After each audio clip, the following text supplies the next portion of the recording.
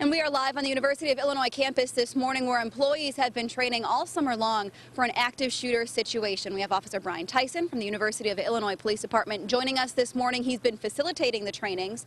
And when we look at different threat assessments here on campus, are there any buildings or areas that you are more concerned about than others?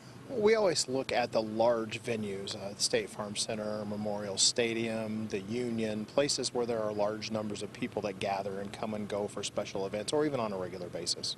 Okay, and we've heard that the federal government, ever since Sandy Hook happened, has taken more notice of this situation, and they're investing in universities around the country. Tell us what they're doing. Senator Patrick Leahy introduced legislation almost 10 years ago, and after Sandy Hook it sort of gained ground, and so now in Burlington, Vermont, they have opened the National Center for Public Safety, which is going to be somewhat of a clearinghouse for all training for all colleges and universities across the country.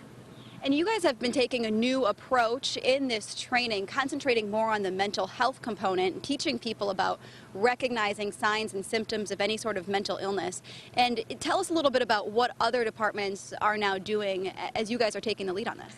We presented in Montreal, Canada in June for the International Association, and we found that we are the only people in the world that are taking the preventative approach. And our theory started out when we began to train this that there was a mental health component to an active shooter situation, and it's sort of gone beyond a theory into fact now that we can't really provide anyone that didn't have a mental health component. So what we really want people to do is recognize something before it happens, know what the signs and symptoms are so they can stop something before it happens rather than just be reactive afterwards.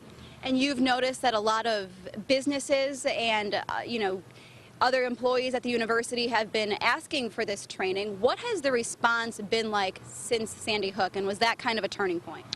Sandy Hook was, I think, maximum time for people to put up with it. I don't necessarily think it was that in particular, but so much had happened until then. And we were only doing 1 or 2 classes a year, and now we're doing 1 or 2 a week. We've done a lot of the grade schools and high schools in the area. We're starting to get calls from local businesses and businesses far away from here where people are wanting the training. They're starting to realize how important it is. And do you think this kind of training should be mandatory for everyone to go through? Absolutely. There's always the random chance you're going to have a problem wherever you're at, a personnel issue, somebody has a grudge against someone in your building. But the only difference between a school shooting and a mass shooting is where it happens, its location.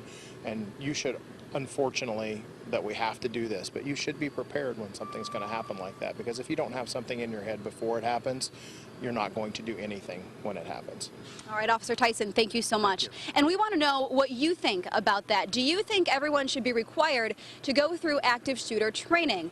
Head to getcurrentnow.com. We have a poll up on our website where you can weigh in.